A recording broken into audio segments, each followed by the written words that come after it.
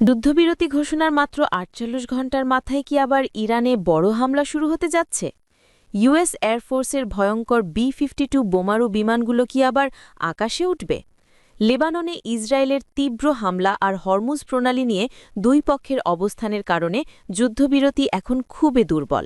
আজকের বিশেষ প্রতিবেদনে বিস্তারিত জানাব। চলুন দেখে নিই। গত ৮ এপ্রিল ২০২৬ পাকিস্তানের মধ্যস্থতায় যুক্তরাষ্ট্র ও ইরান ২ সপ্তাহের যুদ্ধবিরতিতে রাজি হয়। চুক্তির মূল শর্ত ছিল যুক্তরাষ্ট্র ও ইসরায়েল ইরানে হামলা বন্ধ করবে আর ইরান হরমুজ প্রণালী স্বাভাবিকভাবে খুলে দেবে। কিন্তু ঘোষণার পরপরই সমস্যা শুরু। ইরান বলছে যুদ্ধবিরতি পুরো অঞ্চলের জন্য, বিশেষ করে লেবাননেও প্রযোজ্য। অন্যদিকে যুক্তরাষ্ট্র ও ইসরায়েল স্পষ্ট বলেছে লেবানন এই চুক্তির আওতায় পড়ে না। যুদ্ধবিরতির প্রথম দিনেই ইসরায়েল লেবাননে তীব্র হামলা চালায়। বেইরুত সহ বিভিন্ন এলাকায় শতাধিক টার্গেটে আঘাত করা হয়, যাতে প্রায় ২৫০-এর বেশি মানুষ নিহত হয়। ইরানের পার্লামেন্ট স্পিকার সহ বিভিন্ন কর্মকর্তা বলছেন এটা স্পষ্ট যুদ্ধবিরতি লঙ্ঘন।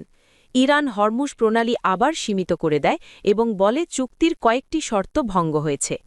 ট্রাম্প প্রশাসন অবশ্য বলছে লেবানন আলাদা ইস্যু। নেতানিয়াহু বলেছেন হিজবুল্লার বিরুদ্ধে হামলা চলবে নন-স্টপ, ফলে যুদ্ধবিরতি এখন খুবই দুর্বল অবস্থায় আছে।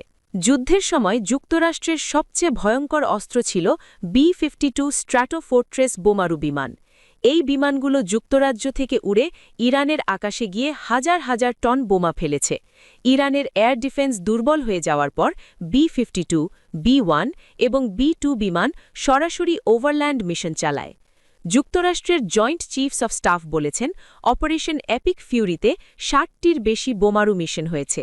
এখন প্রশ্ন হল, যদি যুদ্ধবিরতি ভেঙে যায় তাহলে কি এই বি-52গুলো আবার ইরানের ওপর ঝাঁপিয়ে পড়বে? ট্রাম্প বলেছেন চুক্তি না মানলে অভূতপূর্ব শক্তি ব্যবহার করা হবে। আগামী ১১ এপ্রিল ইসলামাবাদে আলোচনা শুরু হওয়ার কথা, কিন্তু হরমুজ প্রণালী, ইরানের ইউরেনিয়াম সমৃদ্ধকরণ এবং লেবানন ইস্যুতে দুই পক্ষের অবস্থান এখনও অনেক দূরে। বিশ্লেষকরা বলছেন যুদ্ধবিরতি ভাঙার সম্ভাবনা খুবই বেশি। যদি আলোচনা ব্যর্থ হয় তাহলে পুরো মধ্যপ্রাচ্য আবার যুদ্ধের আগুনে জ্বলতে পারে।